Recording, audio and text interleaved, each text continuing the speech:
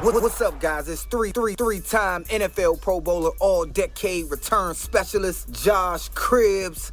I want to welcome you to the Mac Sports Connection podcast, where Alex hosts all things Mac, all things football, all things sports, right here, Mac Sports Connection, baby. The Mid-American Conference best, bringing it only the great Mac to everyone.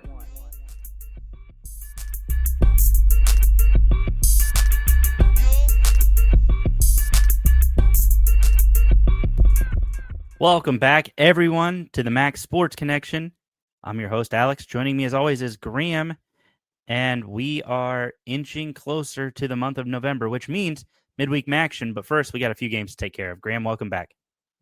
Yeah, I mean, it was a great weekend. I know we're all excited for midweek action. We loved the craziness of the cold Midwest November and the Tuesday and Wednesday night games, but it was pretty nuts this week, Alex. I enjoyed.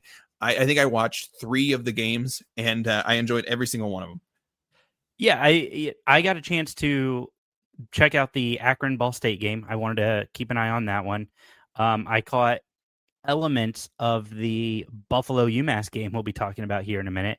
I watched Toledo get a kind of a slow start and then just run away with that one. But yeah, there was some great football being played this weekend. And I'm excited to dive into it. But first, before we dive into football, I do want to mention, believe it or not, Graham, there are other sports going on in the fall here in the Mid-American Conference. And we're already starting to think about conference tournament championships. You know my love affair specifically with Miami field hockey. So got to shout out field hockey first.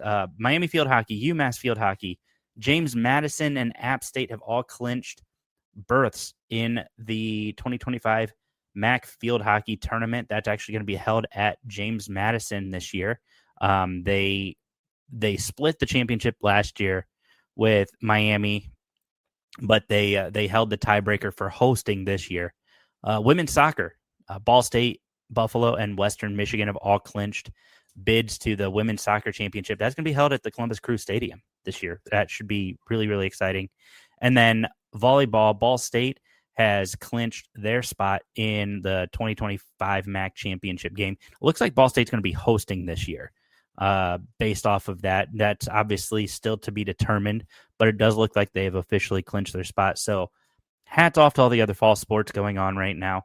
Wanted to give them their flowers and their recognition for the work they put in. Miami looking to continue their, let's just call it their field hockey dynasty. It's been an incredible run that they have been on in the last, almost 20 years now. It's been a lot of fun to watch them. Yeah, I mean, I wish you would use a term other than love affair, but certainly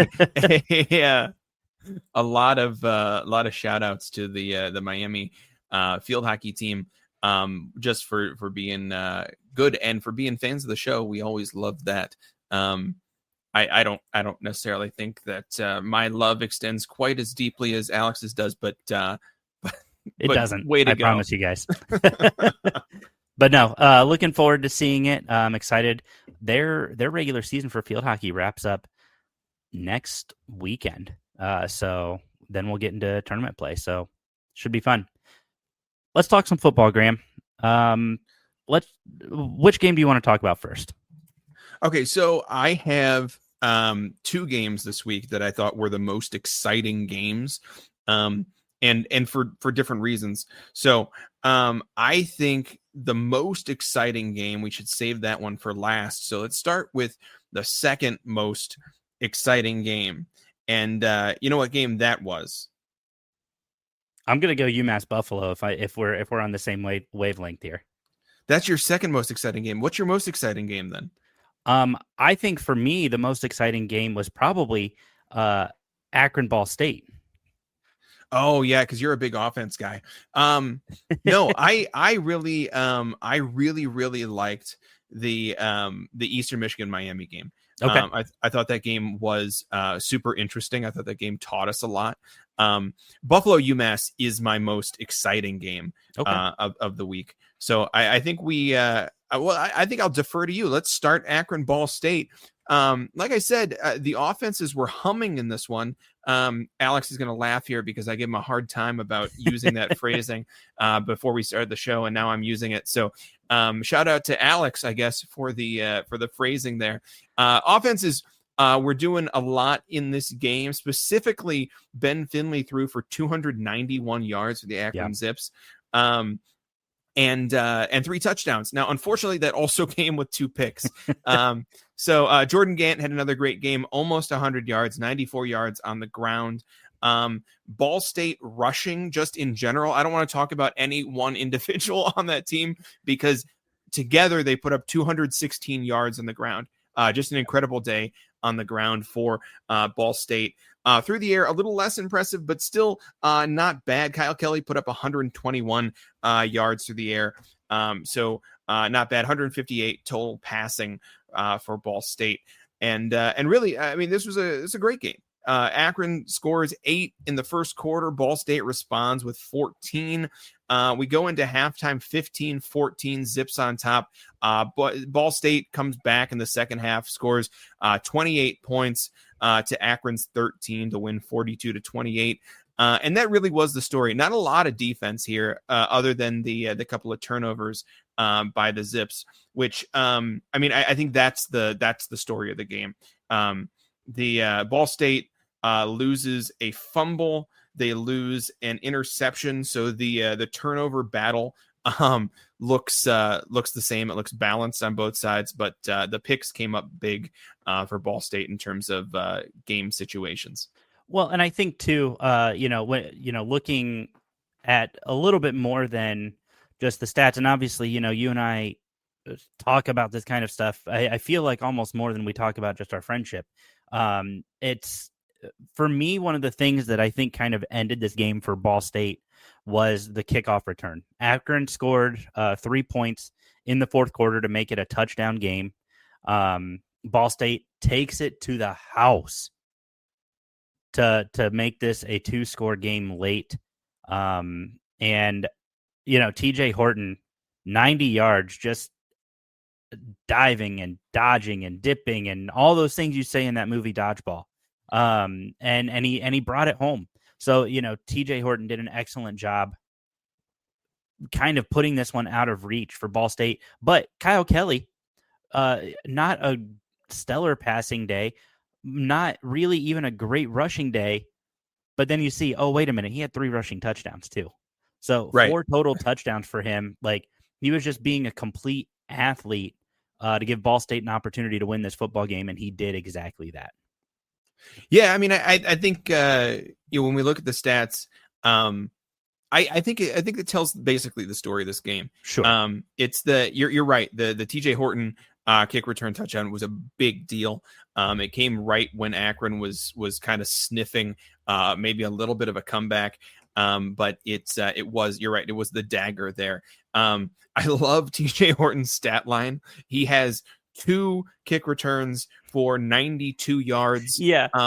So one of them a 90-yard touchdown, the other one a 2-yard return. So for an average of 46-yard return. Yeah. No, TJ Horton, a great game from him. Ball State, this is kind of that you're in that kind of, we're hunting, we're in our prove it mode. And I think right now, you're exactly where you want to be if you're Ball State. You've got some great opportunities ahead of you, and we'll get into some of those a little bit later. But right now, you're knocking off the teams kind of in the standings, hovering around you to make some noise. And now you're officially tied for 4th place in the Mid-American Conference, ahead of Toledo and Bowling Green and Northern Illinois. Yeah, I mean, Ball State has had certainly a lot of ups and downs this year. I think this cements their place for me in terms of power rankings more than it improves their place in my power rankings, but certainly says that they are above that bottom 3. When we talk about Akron, Kent State, and UMass, I certainly have Ball State above that group. The other game that I thought was interesting this week, although less exciting, was Central Michigan Bowling Green. Yeah. This is a Bowling Green team that we saw last week come out and look pretty flat in the first half and then look dominant in the second half against Toledo. And I think we were talking about especially Bowling Green's defense and the way Eddie George can make adjustments there. I think we expected them to hold the Chippewas to fewer points than they did. 27 points for Central Michigan in this game. They get blanked in the first and the last quarters, but 27 in the middle two to come out on top. Bowling Green only scores 6. They get 2 field goals throughout this game. And Alex, I don't know if you watched this one, but Bowling Green looked flat the whole game. So this was not one that I got a chance to watch. This was one of my. I didn't get to watch live. I watched some highlights. I watched some other things, but everything I saw suggested Bowling Green just had a hangover. Yeah, I think that's what we talked about on Saturday. We talked about sometimes after a big win, especially a big rivalry win, we see some of these hangovers, and that's what it looked like here. Bowling Green couldn't really get anything going on offense. Their rushing attack did pretty okay. No single back had a great day, but overall the team put up 157 yards on the ground. That's pretty good. 153 yards through the air, although no touchdowns and 2 picks for Lucian Anderson. So that's tough. I think maybe some of us, me included, thought that this may have been an improvement for Bowling Green at quarterback when Drew Pine couldn't suit up last week. I think this week we saw that this offense really needs Drew Pine to keep ticking and to stay on schedule. Like I said, a ton of rushing yards for Bowling Green. Central Michigan, though, it was their rushing attack that I think it was the story of this game, especially Angel Flores, 72 yards, 3 touchdowns on the ground, and Central Michigan putting up 203 yards on the ground total.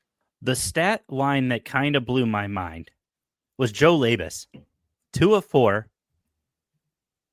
and less than 100 yards. He officially had 72 yards.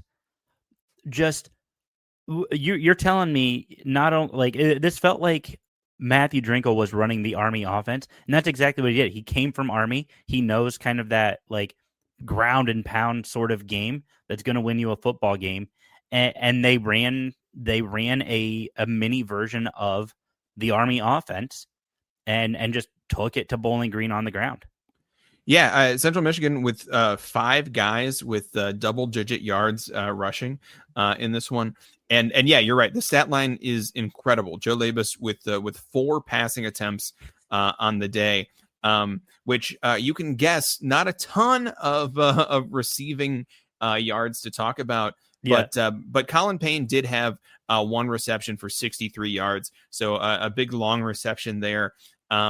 But yeah, I mean, I think if you are a fan of a rushing offense, the Central Michigan offense really got to work, and that's Bowling Green didn't seem to be able to stop it. Was the big story here, and it's interesting because we talked about that last week too. Toledo's Chip Trainum put up still a good game from the running back position, despite the Toledo offense being stalled out pretty well in the second half. And so maybe this is the blueprint to beating Bowling Green, is to just keep the ball on the ground. This is Central Michigan certainly attacked that apparent weakness in the BG defense. Well, and yeah, I mean, this is a great game plan from Matthew Drinkle. A first-year head coach. It's fun to watch first-year head coaches kind of go back and forth. Another shout-out to Bowling Green, in fairness to them, 23,000 plus on hand for this game. It was Family Day, the week after a big win over Toledo. But that is now 47,000 plus fans over a 2-week period. Doit Perry has looked really, really good from the fan base. Obviously, I think we can talk freely. Part of that is the hype around Eddie George, but I want to give a lot of credit to Vince Britas and Derek Vandermeer, the athletic director, for doing a lot to get fans and students excited to come out for Bowling Green football. Yeah, well, I put Like, it's a great job. 15,000 of those fans on Pudge. I think Pudge is bringing in at least 15K. So let's not toot too many horns here when we all know it's the cat who drags in the fans, as it were. So fair enough. But no, seriously, hats off to Bowling Green for that. That's incredible and a massive turnaround. That Stoy Perry has been rocking the last 2 weeks. So certainly, I'm sure the Falcons appreciate that from the fans. I know that Bowling Green is hoping to get good news on the quarterback front going forward, and maybe get this offense into gear starting next week.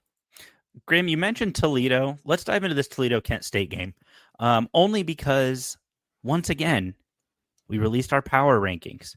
Kent State fans upset. Where have you heard this story before? Kent State fans in the DMs. Shout out Kent State Barstool. I'm going to call you guys out this time. Just basically told us to go do certain things to other certain things. Okay, and that wasn't clear at all, Alex. No, not at all. That's that's Barstool Kent State asked us politely to put their anatomy in our mouths, and Alex, I don't think that we're fans of that. I'm not really about that sort of life. So I appreciate the offer from Barstool Kent State, but in fairness, I think first they should know ball a little bit, because they just don't, as the Flashes get trounced by Toledo. Now, in fairness to Kent State, they looked good that first quarter. They came out. They had that great deep throw. They looked good in the first quarter, and they looked competitive throughout the first half. Yes.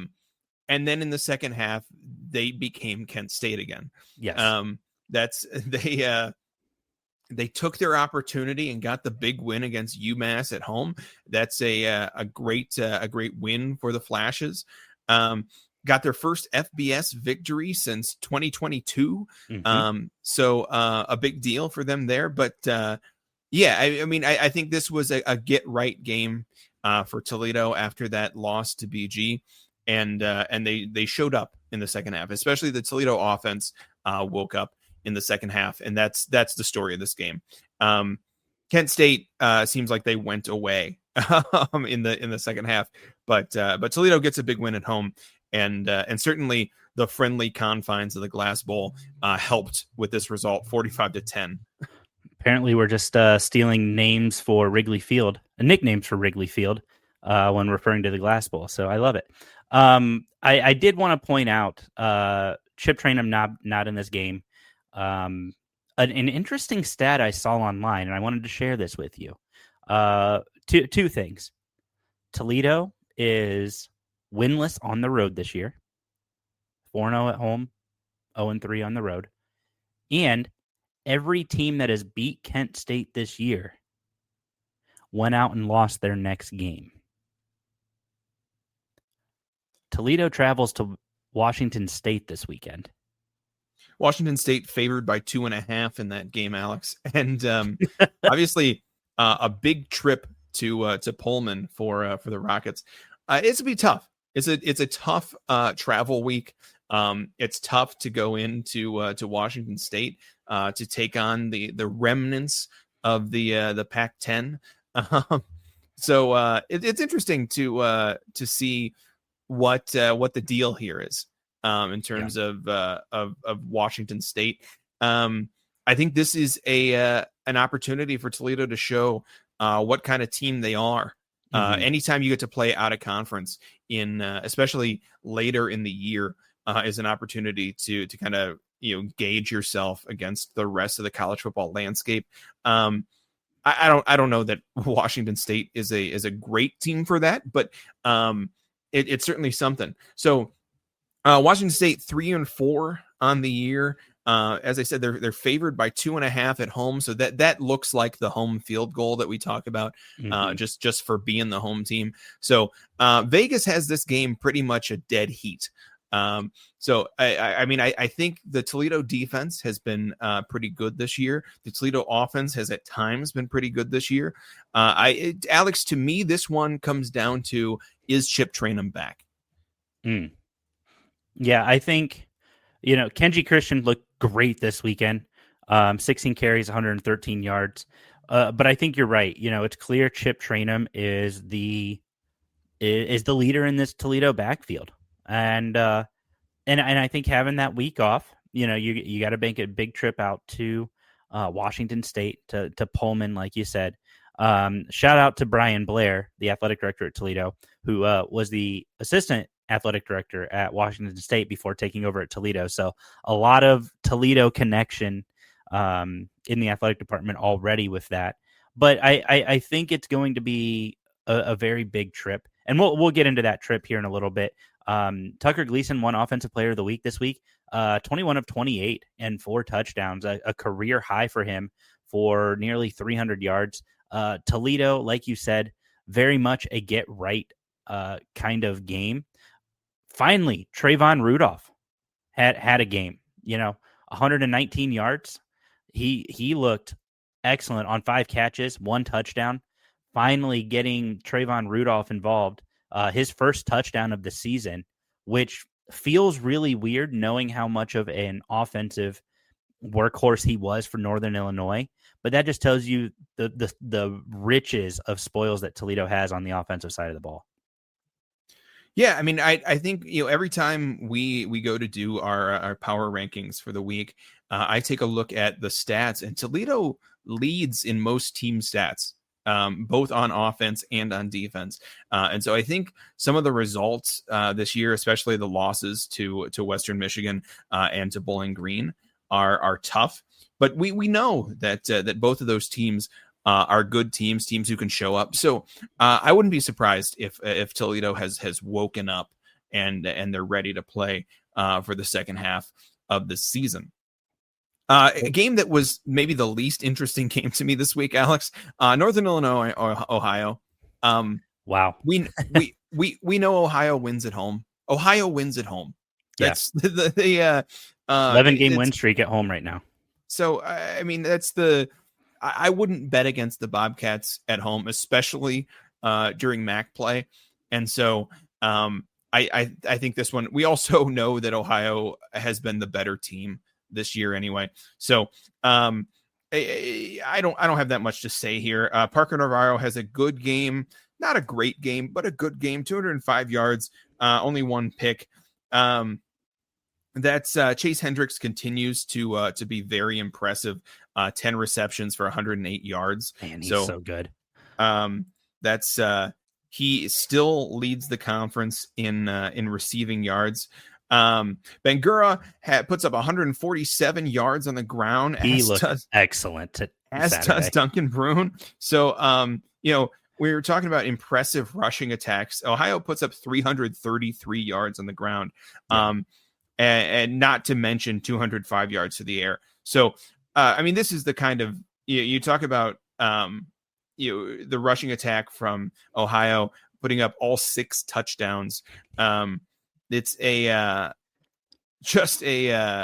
incredible, an incredible day for Ohio, especially on the ground, through the air. This Ohio offense is the real deal.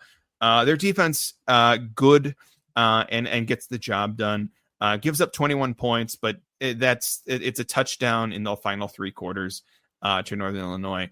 And that's the story of the game. The Ohio offense continues to look great, and Ohio continues to dominate at home.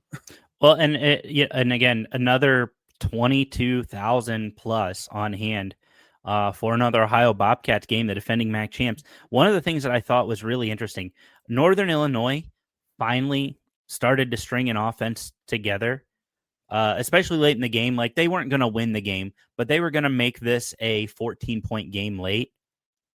Fumbled return, 91 yards for a touchdown by Jalen Thomas. Like, at what point does this Northern Illinois defense say, screw it, man, we're giving up? Like, Northern Illinois' defense all year has been doing everything they can to try to give this offense chances to get the ship right.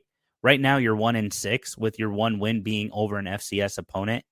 I don't know that Northern Illinois and their defense, like right now, bowl eligibility very much in question, practically non-existent. I think at this point, you're not winning the MAC championship. This has been. If you're a Northern Illinois fan, you're frustrated with Coach Thomas Hammock, and I get that. But this has been a disastrous final season in the Mid-American Conference. Quite the opposite of what hope and expectations were coming into your final year as you head out west for a couple $1 million.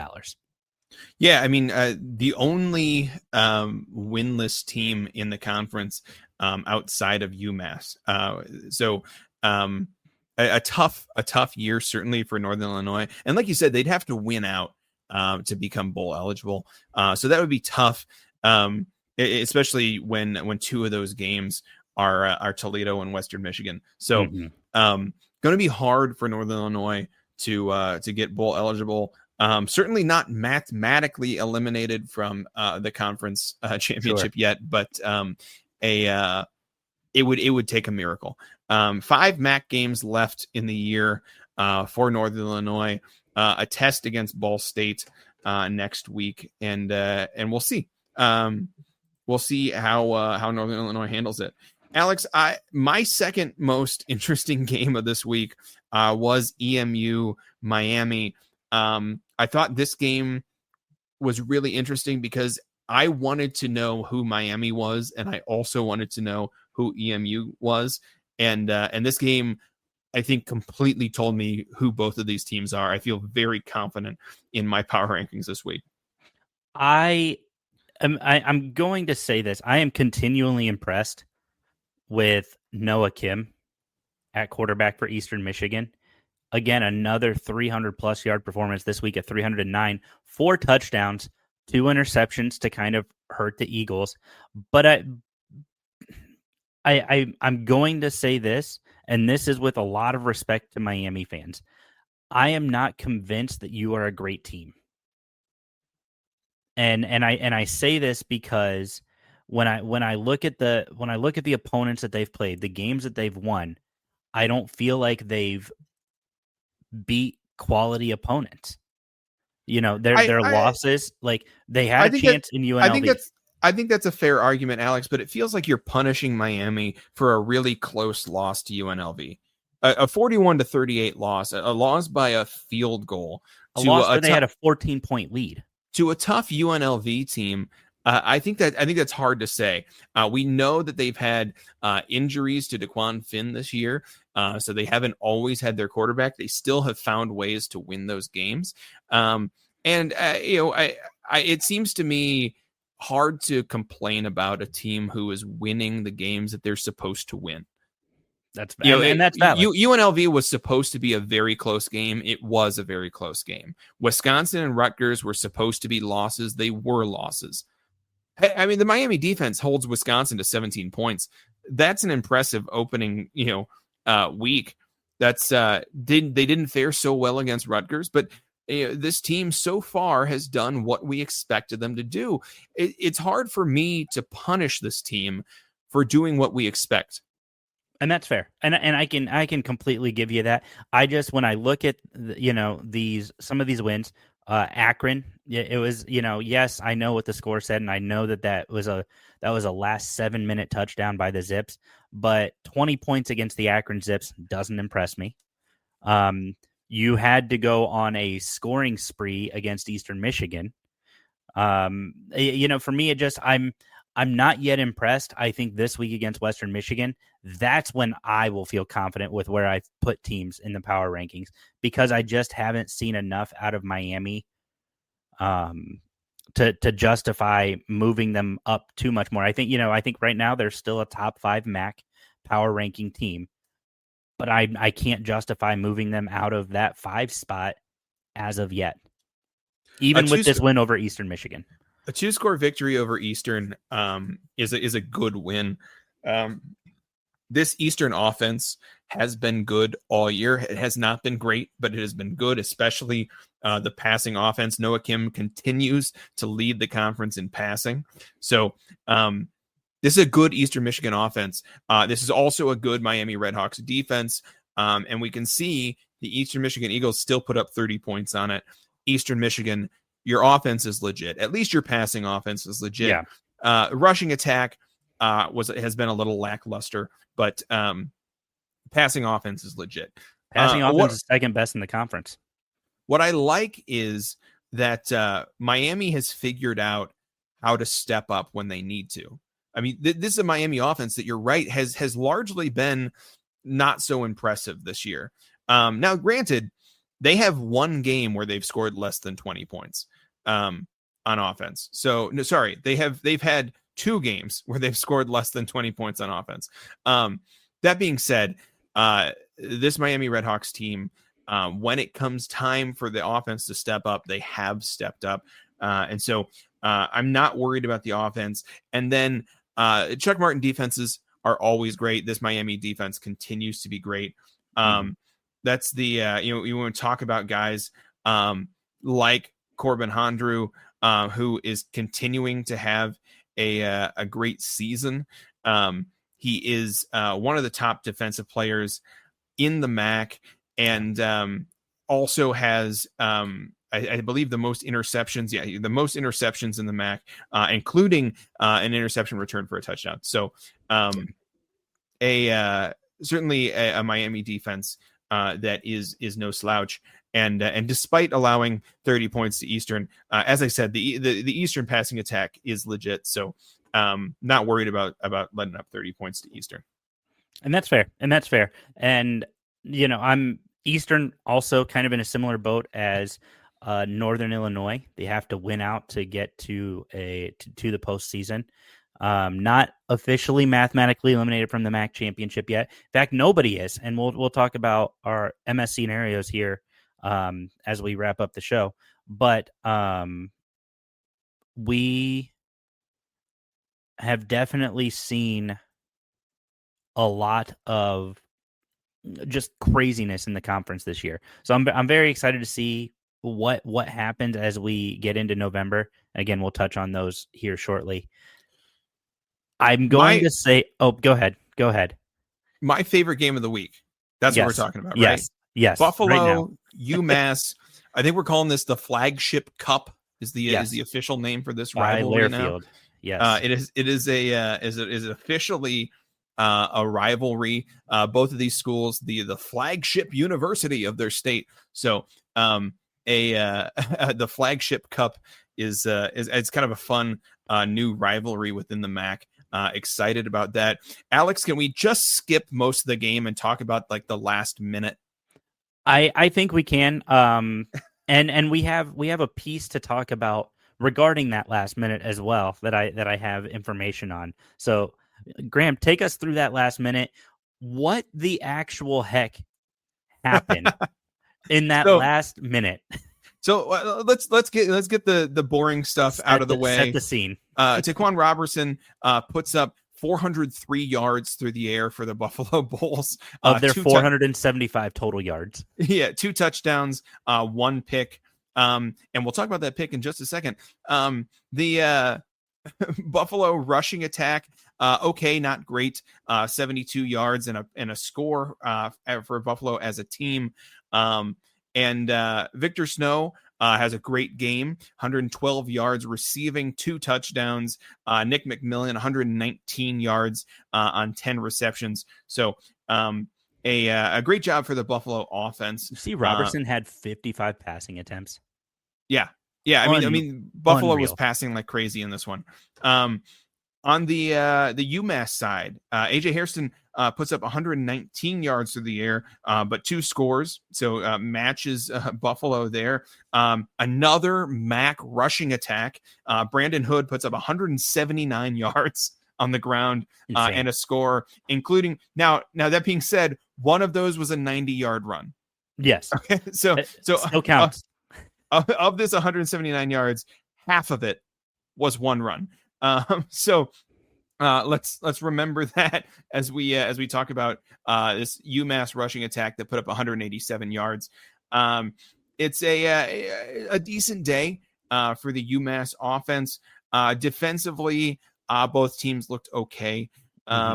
That's the Red Murdoch had another good game, 9 total tackles. Kobe Stewart outdoes him, though, with 10 total tackles, including 1.5 sacks and 3 tackles for loss. And a guy we talked about in the preseason, Kobe Stewart, one of our players to watch. So this game is a very close game coming down to it. That's UMass led for quite a bit. UMass is up 20-21. So 21-20. UMass is up with 59 seconds, just under a minute left in the game. Buffalo is driving in the fourth quarter, trying to score. And when they throw an interception, UMass gets the pick and celebrates with a couple of snow angels on the field. That gets them penalized and puts their offense back in a dangerous position. 59 seconds and Buffalo with 3 timeouts. Not enough time for UMass to just assume victory formation. They run the ball. Somehow their rushing attack goes backwards instead of forwards, and they end up in a situation on 3rd down where I think we all expected a run. And instead, UMass worried about the field position for their punt, their upcoming punt. Throws a pass. It is obviously an incomplete pass, so does not result in a first down. And they ultimately give Buffalo the ball back with almost 50 seconds left, right dead at midfield. They give Buffalo the ball back with 40 some seconds left in the game. Buffalo, rather than settling for the game-winning field goal, decides that they are going to go for it. And Robertson continues the passing attack, puts up a touchdown, and the 2 to seal the victory for the Buffalo Bulls. A closer game than I think we expected, but I respect UMass showing up for this new rivalry game. I respect them showing up at home, and just a tough way to lose it on a celebration penalty and an interesting 3rd down call. What makes all of this more interesting? You talk about that final drive for UMass. They were inside the second to final drive. I guess the last drive after Buffalo kicks off counts as their last, but they were down at their own 5. They had been backed all the way up. The penalty pushed them back. 2 straight running plays of negative yards, like nothing working. Buffalo, all the momentum on their side at this point. Even though and that was the thing, that what's the phrase, snatching victory out of the jaws of defeat. Well, it feels like Buffalo snagged defeat out of the jaws of victory. That's what it feels like UMass did on this possession. Just a poor executed final 30 seconds for UMass. And you give Buffalo an opportunity to go win this thing, and they find the end zone and they do it. And I'm gonna say this, and I'm gonna catch heat from Miami fans. The same things I want to punish you for, I want to give Buffalo a lot of credit for. And I know that's wrong because you're both undefeated in conference play. Buffalo somehow puts themselves in these wonky positions to lose, and then they go find a way to win. So I recognize, I say that, and I punish Miami for it while giving Buffalo their flowers. I just feel like I see 2 different kinds of results there. We can debate that more later. But again, UMass still winless on the year. No FCS opponents, no FBS opponent victories. Almost had their first conference victory in their first year back in the Mid-American Conference. Just a tough look. And then it gets a little bit worse. Fight Mass 247, courtesy of CBS Sports. UMass football is now 21-98 under the current athletic director Ryan Bamford. The record of coaches he has hired is 8-63. And with their loss today, UMass has locked in their 14th straight losing season at the FBS level. They are 26-129 since moving to the FBS. Ugly. Just ugly right now for UMass.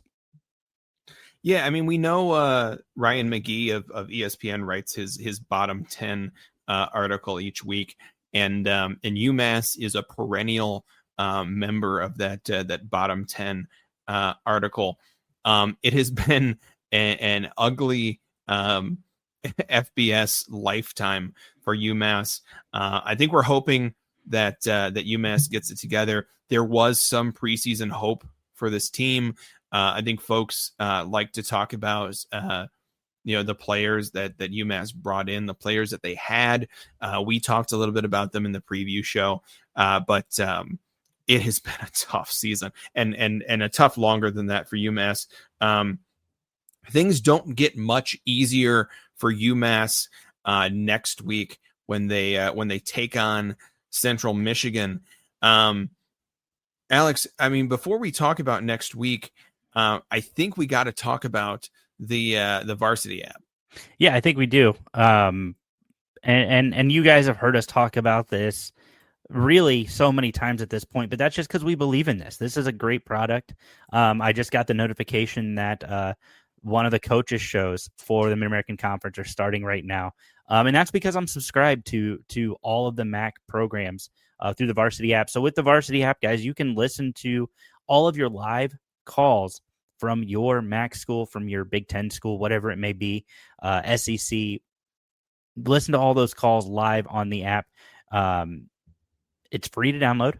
You sign in, save your favorite programs, save your favorite sports, and all of that is available on demand wherever you go. You don't have a TV in front of you. You can't watch the game. You can listen to your voices give you the game. You can also listen to hundreds of other podcasts, such as yours truly, Max Sports Connection. You've got Sickos Committee, Group of Five Guys. There are a bunch of great podcasts available through this app. And it's all for free. So make sure you guys download that today in the Apple App Store, Google Play Store, wherever you find your mobile apps, and download this app so you can listen to the calls and podcasts that bring your sports and your conferences to life.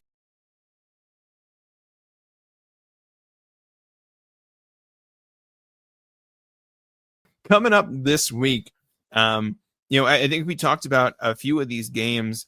Bowling Green, Kent State. I'm not going to spend too much time here.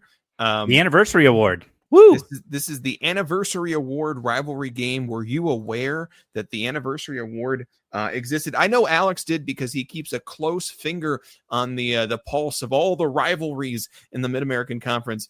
I think a lot of fans maybe don't know about this particular award here. But do you know the story behind this one? Alex, tell us the story. Graham, the Anniversary Award, both Kent State and Bowling Green were founded in 1910, a.k.a. this rivalry was created, and it was created as a plaque. It wasn't a trophy. It was a plaque that just sits on a wall, and then they add a little thing to it. Now, nobody has seen this plaque in years. The last sighting that I'm aware of came in like 2004 of this plaque. So at some point, it has been lost to history and is in the archives or in somebody's basement in either Kent or Bowling Green. And so there's your little history lesson on the Anniversary Award. It's probably just on some coach's desk covered in papers. Eddie George, if you find it, please bring back the Anniversary Award plaque. That's right. It's very important that we have this big rivalry, not trophy back. That's Kent State Bowling Green. This should be an opportunity for Kent State to prove what they have. Barstool Kent State was very insistent that we perceive parts of their anatomy this week. So I think maybe this might be time to show whether you have that part of your anatomy. In this game, a home game against a Bowling Green team reeling from a loss from last week, This is an opportunity for Kent State to show where they deserve to be placed in the conference. Though I think we will all be picking the Falcons this week. Good chance of it. Very good chance of it. That game is on ESPN Plus at noon on Saturday. Also at noon on Saturday, this one on CBS Sports Network. The Bobcats take on Eastern Michigan. This one in Ypsilanti. The Bobcats have been dominant at home and have been less so on the road this year. Mm-hmm. They are 2-1 in the MAC, and so maybe they are susceptible to the Eagles' passing attack. Winless on the road too. I think probably this is a Bobcats victory, but we'll see. This is a battle of the green teams, so that should be fun as we see what product comes out of the factory. That's at 1:00 on ESPN Plus. Akron takes on Buffalo in Buffalo. This one is interesting. Buffalo, so far this season, has played to most of their opponents rather than playing to their own talent level.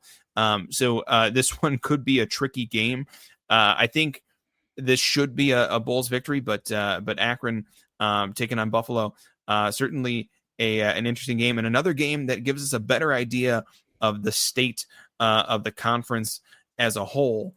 Now, exciting game. We want to talk about the potentially, or at least the last bronze stock game within the conference. Ball State heads to Northern Illinois this week.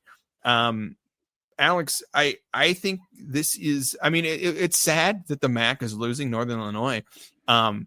But what a great way to go out for Ball State to take that bronze stock back.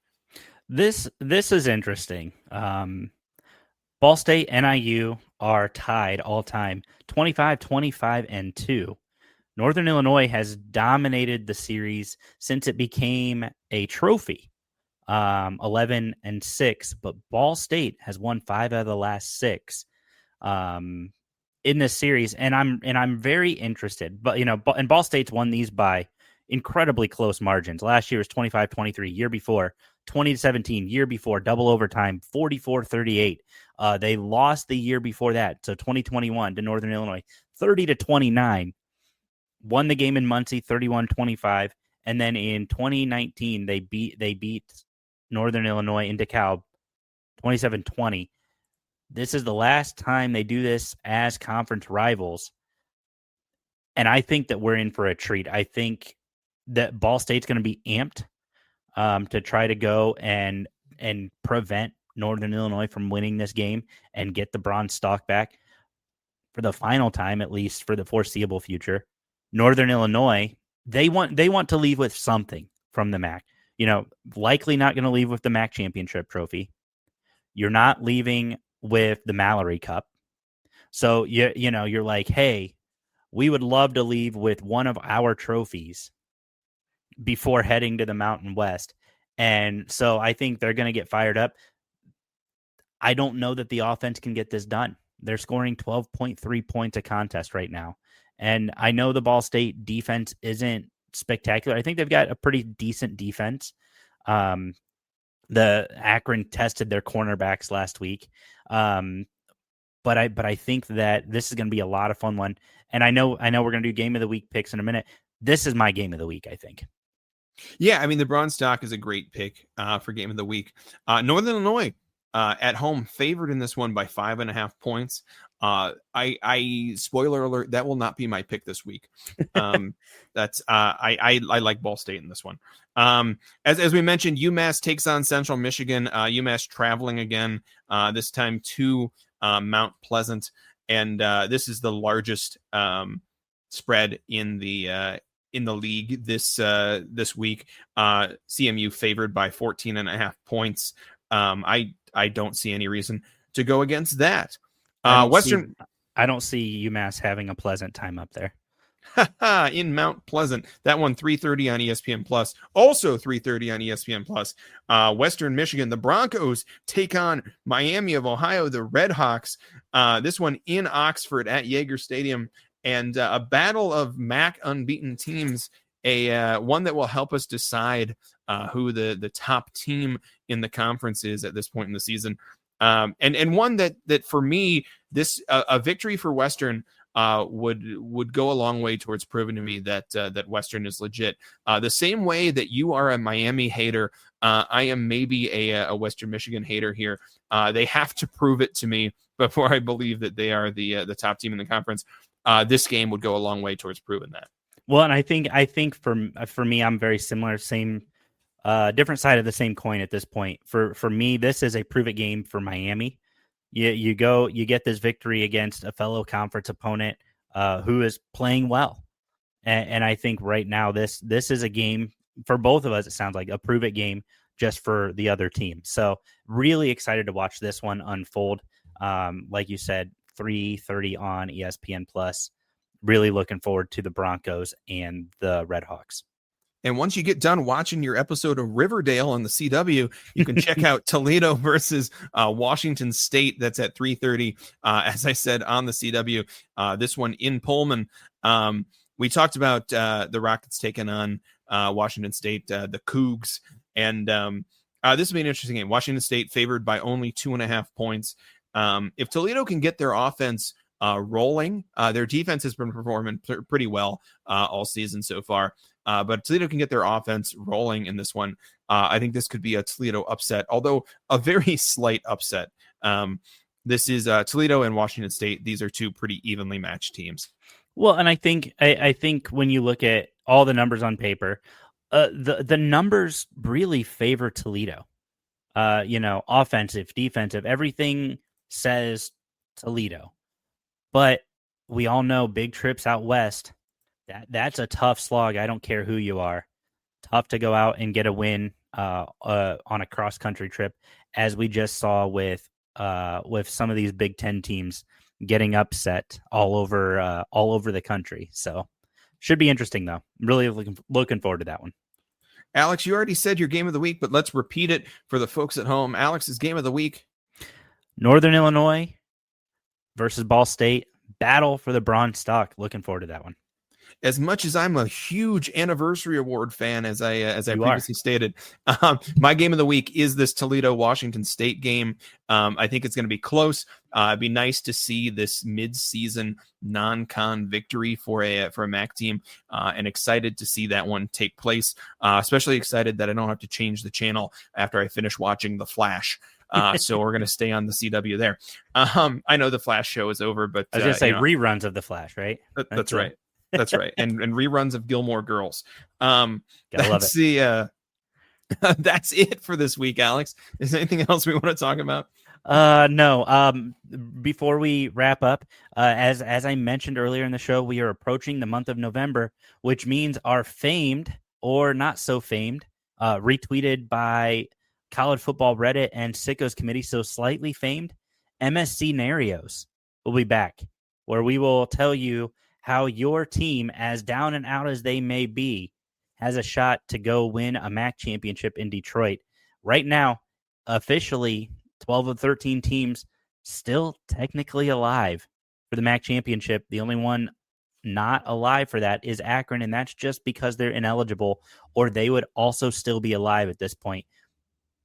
So we got plenty of things on tap with that. Looking forward to diving into that a little bit more as we bring you the MSC scenarios, and that I'm excited. That's probably my favorite time of year, Graham. Yeah, I mean, it's an exciting time of the year. I like that I get to use a little bit of math, and you don't shy away from it. That's always fun for me. I know normally when I talk math, you start muttering about numbers and such. In the spooky month of October, Alex, I think the scariest thing you can do is come after us in the DMs about where we put your team in the power rankings. But if you are brave enough, reach out to the MSC podcast on Instagram, on Twitter, on wherever you would like to reach out to us, and tell us how underranked your team is. And don't be too surprised if they then fail to win the game that week.